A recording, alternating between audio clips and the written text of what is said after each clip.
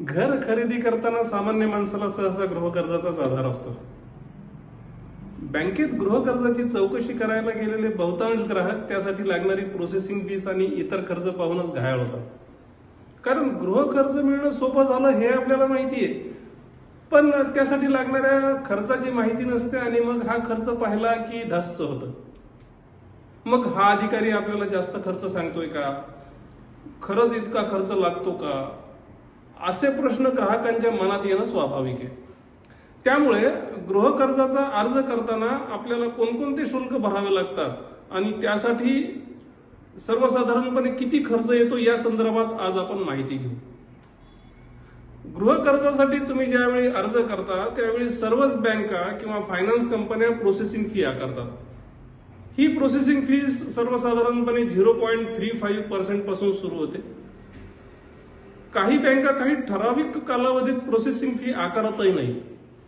ग्राहक कसा आहे, म्हणजे जर तो नोकरदार असेल तर त्याचा पगार बँकेतून होतो की रोख होतो, त्याचा प्रोफेशनल टॅक्स हा त्याच्या पगारातून कापला जातो का, त्याचा प्रॉव्हिडंट फंड दर महिन्याला त्याची कंपनी भरते का, त्याला दर वर्षाला फॉर्म नंबर 16 मिळतो का.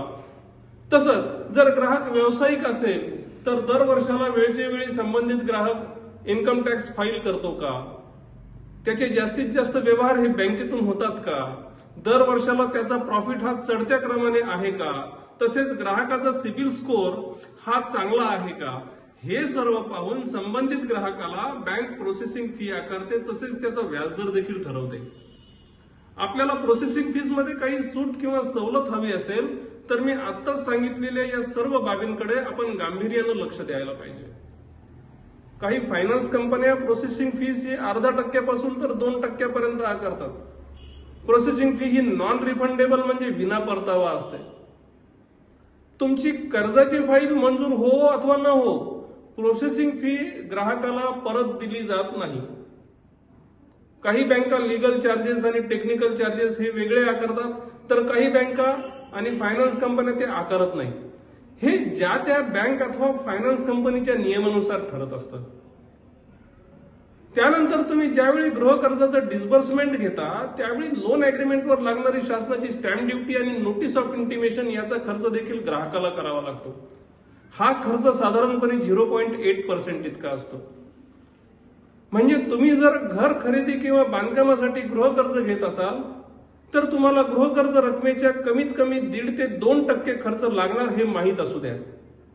तुमचं प्रोफाईल, तुमचं इन्कम, तुमचा सिबिल यानुसार हा खर्च कमी होऊ शकतो किंवा एखाद्या टक्क्याने वाढवू शकतो. मात्र गृहकर्ज घेताना तुमचा होम लोनचा सर्व्हिस प्रोव्हायडर निवडताना काळजी घ्या.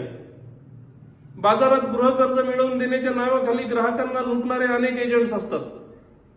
त्यांच्यापासून फक्त सावध राहा. गृहकर्जाचे अपडेट्स जाणून घेण्यासाठी साक्षी फायनान्शियल सर्व्हिसेसच्या ऑफिसला भेट द्या, आमच्यासोबत चर्चा करा.